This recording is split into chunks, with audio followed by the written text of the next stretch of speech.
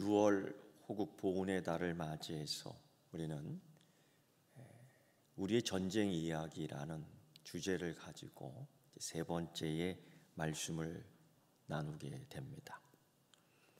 하나님께서는 자기 백성들에게 이 세상을 지날 때에 지나가는 겁니다.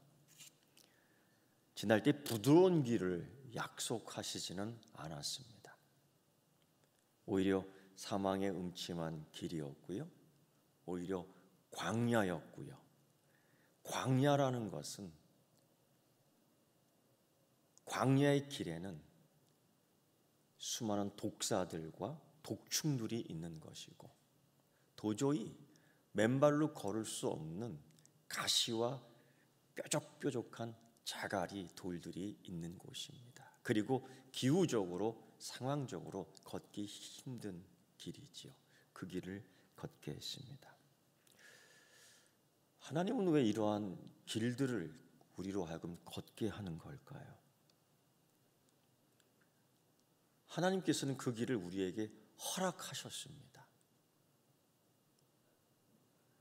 분명 하나님은 우리에게 좋은 걸 주시기를 원하고요. 예수님께서도 말씀하셨듯이 하물며 그 자녀에게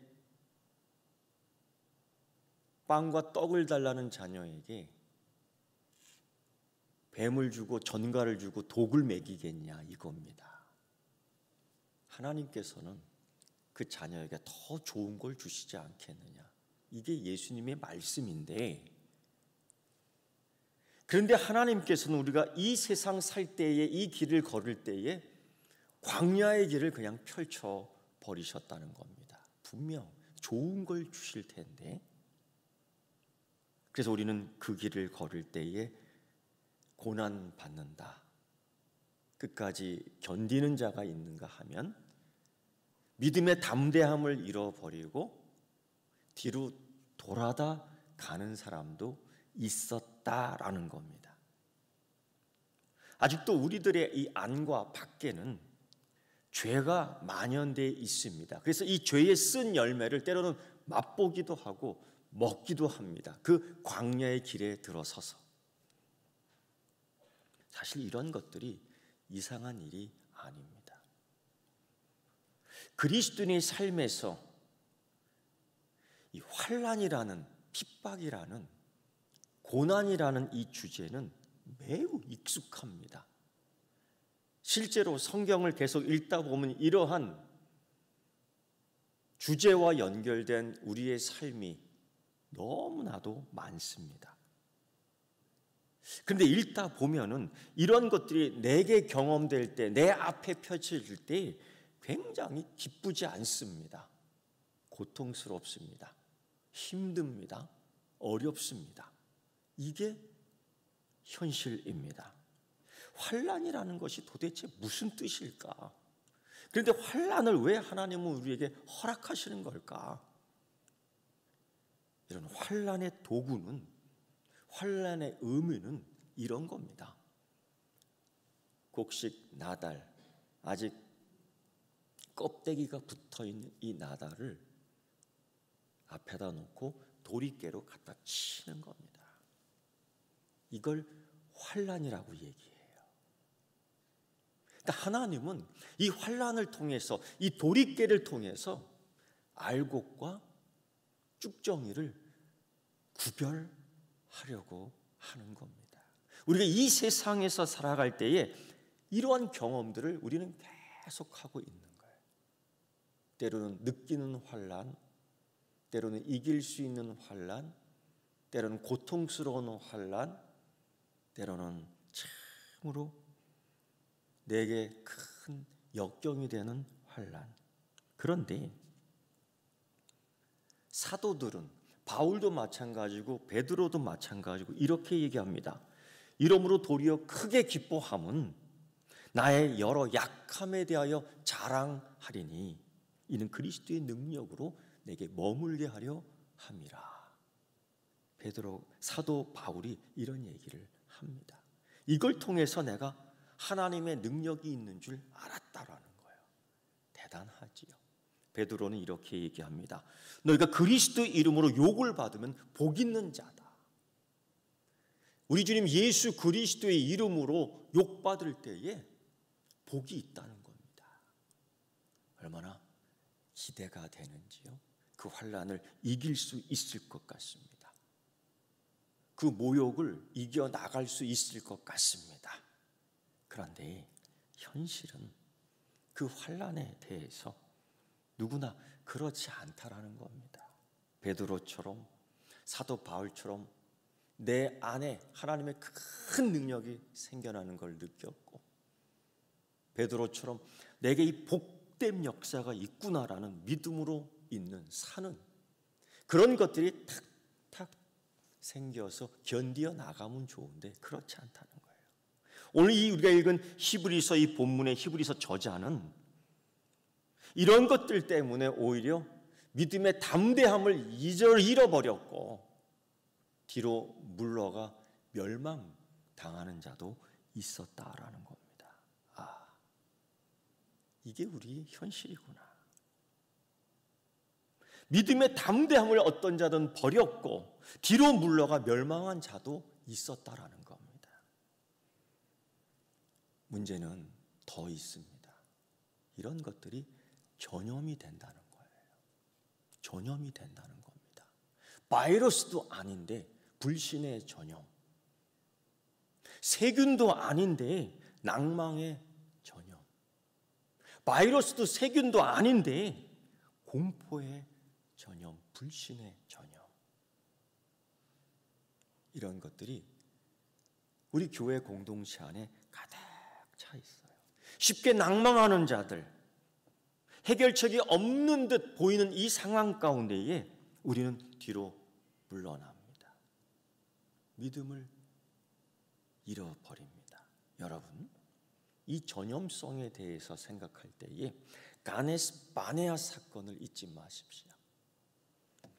출애굽한 지 2년 되는 때에 하나님께서 약속해 주셨습니다. 축복.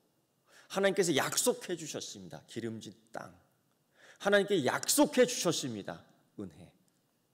그래서 가서 잡으면 되는 거였습니다. 모세는 12명의 정탐꾼을 보내죠. 그들이 돌아와 보고할 때에 2명은 그들은 우리의 밥이다 라고 얘기하고 10명은 도저히 안 되겠다. 우리는 그들에 비하면 메뚜기에 존재하지 않는다. 불가능하다 라고 얘기하는데, 그 10명의 통곡과 10명의 불신 때문이 아니라 10명의 통곡과 10명의 원망과 10명의 불신과 10명의 모든 이 비판이 온 이스라엘 백성들에게 전염이 되는데 그들이 까맣게 잊어버립니다. 무엇을? 하나님의 축복을. 지금까지 주신 하나님의 은혜의 사건을 까맣게 잊어버립니다. 그리고 하나님이 주시는 축복을 거부하죠. 이게 가네스 바네아의 사건입니다. 전염이 다 돼요. 이 전염에 대해서 면역이 돼야 될 텐데 다 전염이 돼서 전염의 반응이 나타나요. 통곡, 의심, 공포, 비판, 불안. 그래서 다리가 후들후들 떨려 다 녹아져 내려 그 땅, 축복의 땅에 들어가지 못합니다. 그래서 40년을 광야에서 훈련을 받습니다. 말이 좋아 훈련이지 하나님의 진노입니다. 여러분, 이런 전염성에 대해서, 영적 싸움에 있어서 이 영적 질병에 대해서 우리는 백신을 접종받아야 되는 거예요. 더 나아가는 치료약을 먹어야 되는 겁니다. 오늘 히브리서 기자는 그 얘기를 하고 있어요. 그럴 때에 첫째 이렇게 얘기합니다. 도대체 우리의 믿음, 우리의 신앙을 뒤로 물러가게 하는 것이 뭐냐? 이 믿음의 담대함을 잃어버리게 하는 것들이 어떤 거냐? 여러분, 영적 생활에 있어서 뒤로 물러가고 싶어하는 사람이 어디 있습니까? 믿음의 열매를 맺고 싶어하는 사람들에게 무성한 입만 달리기를 원하는 사람이 어디에 있겠습니까? 없어요. 그러나 심지어 뿌리까지 말라 비틀어지는 일들이 생겨난다는 겁니다. 이런 경우, 이런 상황에서 어떻게 우리는 대처해 나가야 될까? 이럴 때 우리는 어떻게 열매를 맺어야 될까? 이럴 때 우리는 뒤로 물러나지 않고 어떻게 앞으로 계속해서 나갈 수 있을까? 이 히브리서 기자는 그걸 이야기하고 있습니다. 이렇게 얘기하죠. 그럴 때에 10장 32절 말씀처럼 전날에 이제까지 너희가 빛을 받은 후에, 은혜 받은 후에, 구원 받은 후에 이 고난의 큰 싸움, 이 고난의 큰 전쟁을 이기며 견뎌낸 것들을 생각하라는 겁니다. 생각하라. 잊지 말아야 될 은혜입니다. 여러분, 흐린 날이 있지요. 비 오는 날이 있지요. 먹구름 치는 날이 있지요. 그러나 햇빛 비치는 날이 더 많았습니다. 흐린 날만 있다고 흐린 날이었다라고 불평하지 말고 햇빛 비치는 날을 기억하라는 겁니다. 할렐루야. 그걸 기억하라고 생각하라는 겁니다. 우리들 기억들이란 변덕스럽습니다. 이스라엘 사람들이 광야로 들어갈 때에 정말 하나님이 낮에는 구름 기둥, 밤에는 불 기둥으로 지켰습니다. 그들이 애굽에서 광야로 어떻게 나왔는데요? 하나님이 탈출시켜 주셨습니다. 그들이 광야 속에서 목이 마를 때 하나님은 끝없는 물들을 공급해 주셨습니다. 그들이 농사짓지 않았지만은, 그들이 수고하지 않았지만은 그들이 먹을 수 있는 양식을 아침마다 변함없이 새롭게 신선한 것들을 공급받을 수 있었습니다. 무려 40년 동안. 이걸 잊어버릴 수 있겠습니까? 권사님, 이걸 잊어버릴 수 있겠습니까? 장로님, 이걸 잊어버리면 됩니까? 안 되는 거죠. 그런데 이 은혜를 기억하지 못한다는 겁니다. 이 가네스 바네아 사건이 바로 그겁니다.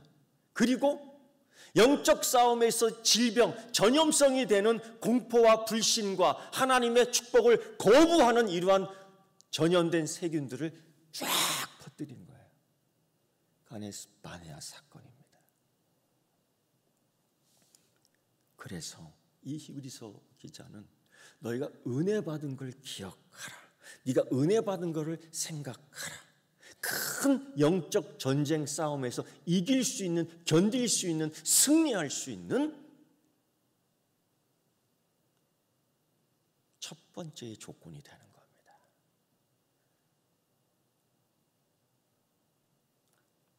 일찍이 예수님의 제자들도 이런 은혜의 사건을 기억하지 못할 때가 참 많았습니다. 이게 문제예요. 여러분, 오병이어의 기적이 그냥 일반적으로 일어나는 상식적인 이야기입니까? 아니라고요. 그거 잊어버리면 안 되는 겁니다. 그런데 이 제자들이 이 남은 떡들을 미처 챙기지 못하고 가져오지 못했던 것 같습니다. 그런데 자기들끼리 얘기하는 거예요. 야, 떡을 안 갖고 왔다. 야, 큰일 났네. 아유, 갖고 와라. 누가 그거 먹으면 어떡하지? 뭐 이런 주저리 하는 얘기를 다 하는 거예요. 이때 예수님이 듣다 한 소리, 한 말씀, 한 권면을 야단치듯 합니다.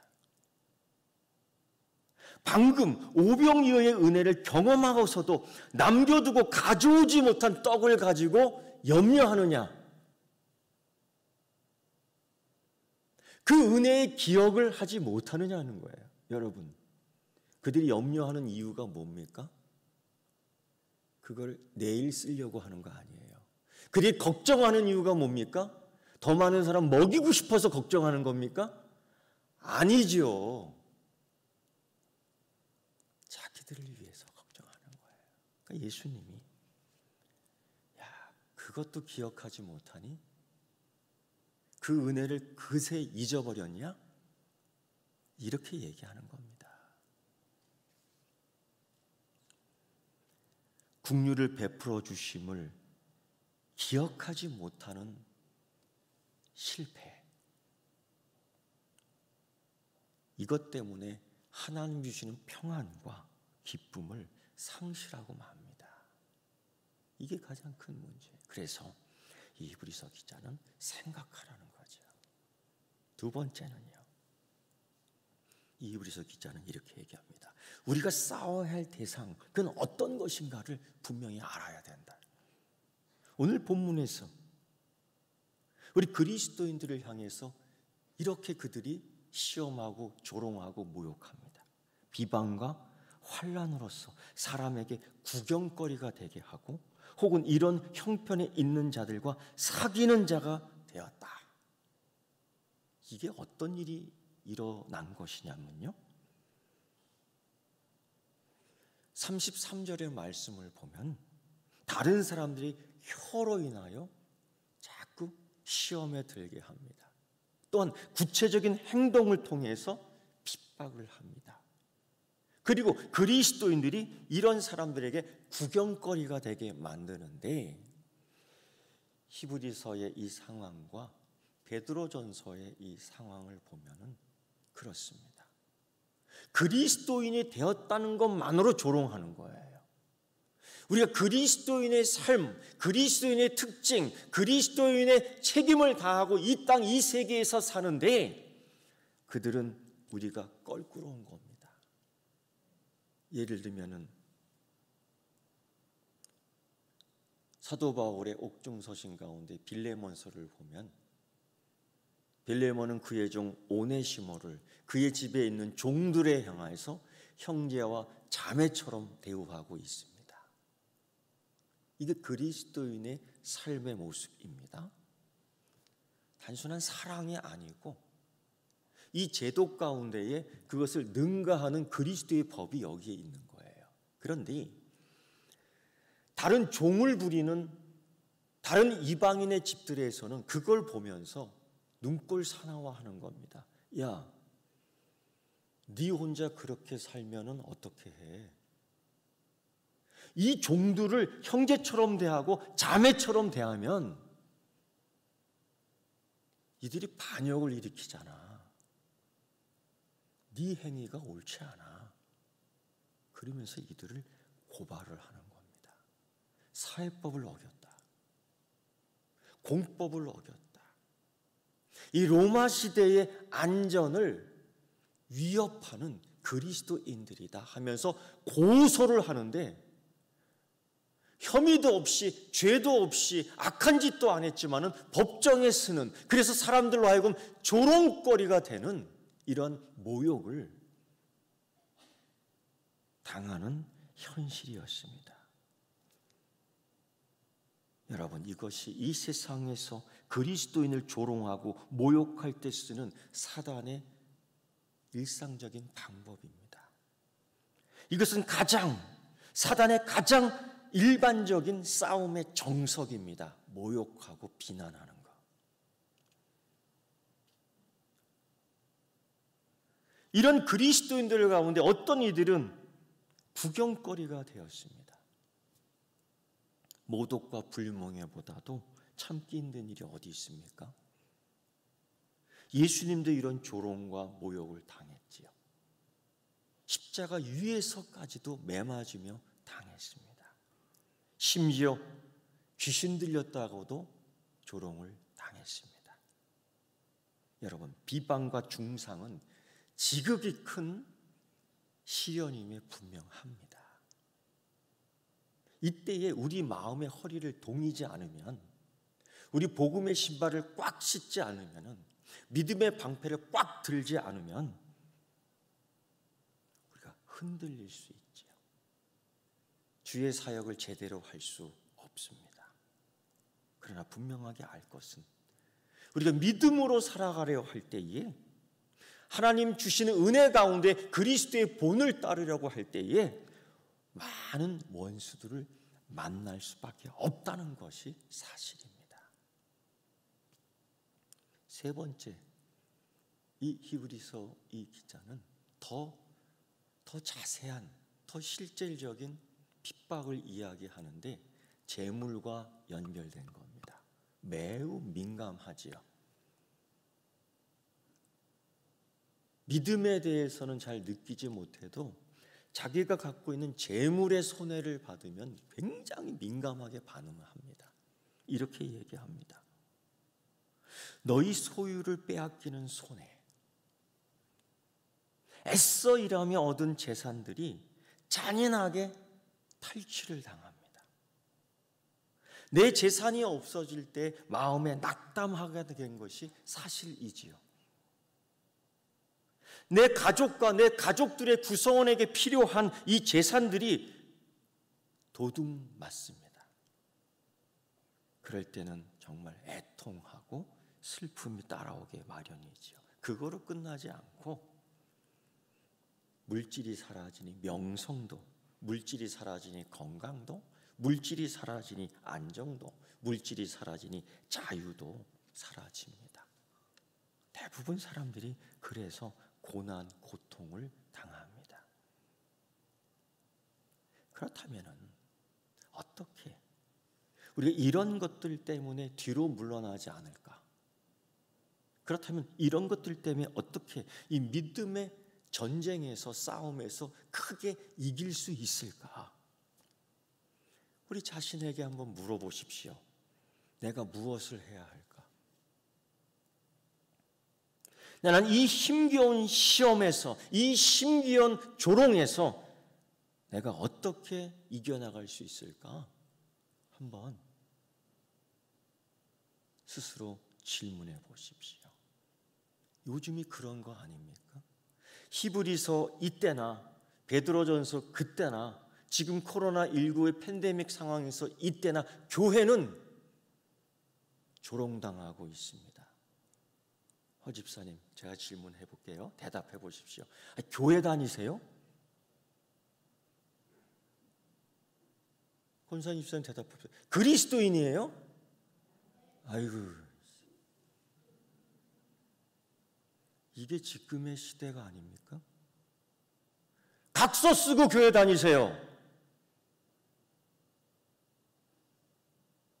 지금 이런 시대 아닙니까? 이 질병의 이유와 원인과 근본이 교회에서 발생하고 있다고 계속 조롱을 하고 있어요. 이게 현실이 아닙니까? 네로 황제 시대체, 로마의 제국 시대처럼 가죽의 짐승의 가죽을 우리 몸에 씌워서 싸나운 짐승에 던지지는 않지만은, 다니엘의 시대처럼 사자굴 앞에 우리를 던지지 않지만, 뜨거운 용광 앞에 갖다 놓지는 않지만, 이때처럼 계속 말로 비난을, 뉴스를 통해서 비난하는 거예요. 여러분, 한국 교회가 국가의 위기에 있을 때마다 한국 교회의 성도들이 피를 뽑아 이 나라를 구했습니다. 온갖 어려움이 있을 때마다 한 끼 굶어가며 이 나라의 기근을 해결했습니다. 그런데 온 교회가 새벽마다 일어나 나라와 민족을 위해 기도했고 대통령을 위해 기도했고, 지금은 이 방역을 위해서 우리 교회가 대단히 노력하고 있습니다. 손해가 있을지언정. 그런데도 계속 조롱하고 모욕하는 거예요. 여러분 아시지만 직장 생활 하시는 분, 너 내일도 교회 갈 거냐? 이게 한마디 한마디가,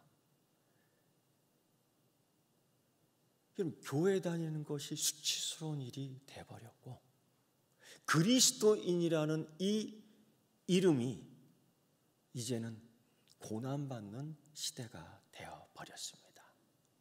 이게 핍박입니다. 이게 조롱이고 모욕입니다. 이때에 히브리서 저자는 이렇게 얘기합니다. 너는 누구냐? 너는 누구냐라는 겁니다. 여러분, 우리가 누굽니까? 아니, 나는 누굽니까? 그리스도인 아닙니까? 예수님을 믿는 자 아닙니까? 베드로는 그렇게 얘기합니다. 그런 상황에서 우리는 거룩한 백성이고 나는 하나님의 자녀입니다. 너희는 택한 족속이요 왕같은 제사장들이요 거룩한 나라요 그의 소유가 된 백성이니 이는 너희를 어두운 데서 불러내어 그의 기이한 빛에 들어가게 하신 이의 아름다운 덕을 선포하게 하려 함이라. 제가 계속 강조하는 이유가 그것이죠. 너는 누구냐? 가장 중요한 원리는 그겁니다. 하나님께서는 이 환난을 내 앞에 갖다 놓으셨습니다. 왜? 여러분, 믿음이라는 것은 인내의 시련 없이는 결코 강해질 수 없는 겁니다. 이때 내 믿음의 현 주소를 파악하며 강하게 훈련할 수 있는 기회입니다. 그래서 사실 이 히브리서 10장 이후에 11장 믿음의 장에서는 이 모든 것들을 이겨낸 사람들을 열거합니다. 수없이 많은 사람들이 동일하게 나와 같은 사람들이 있었지만은 그들이 다 이겨냈던 겁니다. 사도 바울은 이렇게 얘기합니다. 이러므로 도리어 크게 기뻐함으로 나의 여러 약한 것들에 대하여 자랑하리니 이는 그리스도의 능력으로 내게 머물게 하려 함이라. 심지어 우리가 잠시 받는 환난에 경한 것이 지극히 크고 영원한 영광 중에 중한 것을 이루게 하려 함이라. 이 승리를 위해서 이 히브리서 기자는 고난에 맞설 수 있는 믿음의 이야기, 믿음의 인물들을 이야기합니다. 첫째, 이렇게 얘기합니다. 오늘 말씀을 보면 너희가 갇힌 자를 동정하라. 이 의미는 서로 위로와 격려를 하라는 겁니다. 비방하지 말고 조롱하지 말고 비난하지 말고 위로와 격려를 하라는 겁니다. 사도 바울은 실제로 사도행전 21장 33절 이후에 보면 그의 3차 전도 여행을 마치고 몇 년 후에 예루살렘으로 갔는데 헬라파 유대인들이 그를 꽉 잡아버렸습니다. 얼마나 당황스러운지요. 때리기도 하고 감옥에 가두기도 하고 정말 혼자서 죽을 것 같습니다. 이때에 그를 위해 기도해 줬던 그리스도인들이 있었습니다. 그에게 편지를 써줍니다. 사도 바울 힘내세요. 그에게 선물을 보냅니다. 이거 먹고 기운 차리세요. 그리고 사도 바울은 그렇게 해준 그리스도인들에게 대하여 매우 감사를 하는데 사실 그것이 커다란 위로와 힘이 되었다라는 겁니다. 그리스도의 고난받는 종들 중 어떤 사람에게는 이렇게 실질적인 방식과 국류를 통해서 사실 이것은 그리스도인들에게 주어진 책임입니다. 도울 힘이 있어 그런 사람을 돕고 생계에 보탬을 주는 것은 그리스도인들이 행해야 될 의무이기도 합니다. 제가 계속 얘기하는 게 뭐예요? 그게 책임과 손해라는 거예요. 마태복음 23장 35절에서 예수님이 이렇게 말씀하셨습니다. 내가 줄일 때에 너희가 먹을 걸 주었고 목마를 때에 마시게 하였고 나그네 되었을 때에 영접하였고 헐벗을 때에 옷을 입혔고 병들었을 때 돌보았고 옥에 갇혔을 때 와서 보았느니라. 이게 그리스도인의 공공신앙이라는 겁니다. 한국교회가 이걸 통해서 고난을 이겨내야 되는 겁니다. 두 번째, 이길 수 있는 힘, 이 큰 전쟁에서 이 고난과 핍박을 이길 수 있는 힘은 두 번째 이겁니다. 더 좋은 영원한 소유가 있는 줄 알아야 되고 약속하신 것을 받을 수 있다라는 믿음입니다. 없어진 것 많고 잃어버린 것 많고 가네스 바네아 사건을 기억해야 될 이유는 저 젖과 꿀이 흐르는 땅에서 하나님이 내게 주신 밥이라는 것을 알아야 된다는 거죠. 거기에 더 좋은 것이 있다는 걸 알아야 돼. 이것이 하나님이 주신 축복이요, 이것이 하나님 주신 은혜라는 것이고 내가 가면 하나님 주신다는 겁니다. 그런데 우리는 그들에 비하면 메뚜기다? 이게 아니라. 이 히브리서 저자는 이렇게 얘기합니다. 약속하신 것을 받기 위함이다.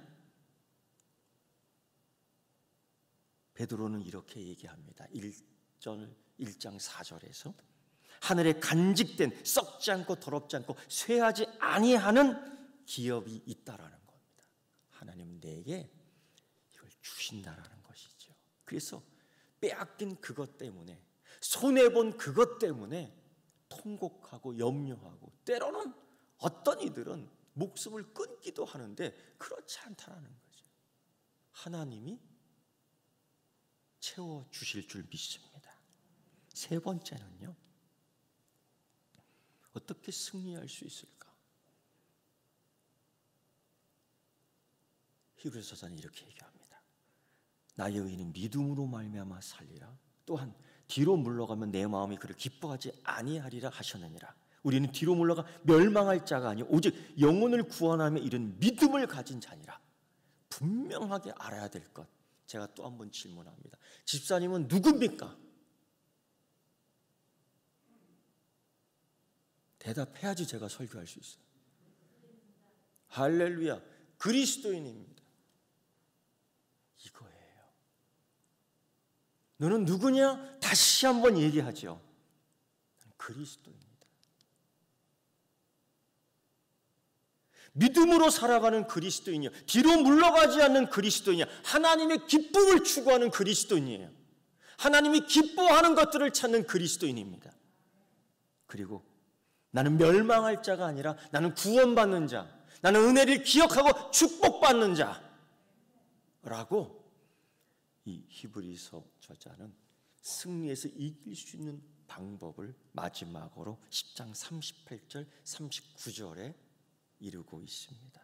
여러분, 이것이 우리가 이 세상에서 이 세상의 것들에 대하여 이길 수 있는 방법입니다. 오늘 히브리서에 나오는 이 사도가 이렇게 이야기하는 목적이 있죠. 이 시대에, 이 어려운 시대에 믿음에 대한 자신감이 사라질 때에, 그리스도인이라고 말할 때 오히려 조롱받을까 봐 염려하고 근심하고 두려워하는 이들에게 복음 신앙이 무엇인가? 그리스도인 된다는 것은 무엇인가를 다시 한번 얘기해 주고 있는 것입니다. 여러분, 그리스도를 위하여, 기독교를 위하여 고난받기가 싫습니까? 싫으면 아멘 하셔요. 안 싫으면 아멘 하셔요. 이것도 아니고 저것도 아니고 그러다가 전염됩니다. 그러다 전염되는 거예요. 다시 한번, 고난받을 수 있습니까? 두 번째, 예수님은 어제나 오늘이나 변함없이 동일하신 분이심을 믿습니까? 그때 함께 하신 하나님이 우리와 함께 하시는 줄 믿습니다. 여러분, 기억하라 그랬지 않습니까? 내가 예수 그리스도에 대해서 소망을 가지고 있는 것은 지금까지 우리 믿음의 선배들 히브리서 11장에 나오는 그들이 고난받을 때 하나님이 임만을 해 주셨기 때문인데, 동일하신 그 하나님이 나도 붙잡아 주실 줄 믿습니까? 여러분, 이 히브리서 저자뿐 아니라 다른 사도들도 그렇게 말했습니다. 믿음을 끝까지 지키는 그리스도인들, 하나님의 자녀, 택한 족속, 거룩한 백성들에게는 그 하늘에 있는 보화가 쌓여져 있다는 매우 훌륭한 증거를 해주셨고, 그 증거의 인물들이 11장에 무수히 나옵니다. 수많은 증인들을 열거해 놨습니다. 그러나 여러분, 반드시 알아야 될 것은 그 증인이 바로 여러분입니다. 지금 코로나 세대를 위한 증인이 여러분입니다. 그리고 이 이후에 다음 세대를 위한 증인 또한 여러분입니다. 여러분이 그렇게 승리하셨습니다. 그리고 여러분, 이제 다시금 승리하는 여러분 되기를 축원합니다. 기도하겠습니다. 하나님 아버지, 감사와 찬송과 영광을 드립니다. 우리가 무엇이간데 하나님의 자녀가 되었습니까? 자녀 되게 하신 하나님의 은혜 기억하고 생각하고 하나님께 찬양과 경배와 예물 드리는 자 되게 하여 주시옵소서. 예수님의 이름으로 기도드리옵나이다. 아멘.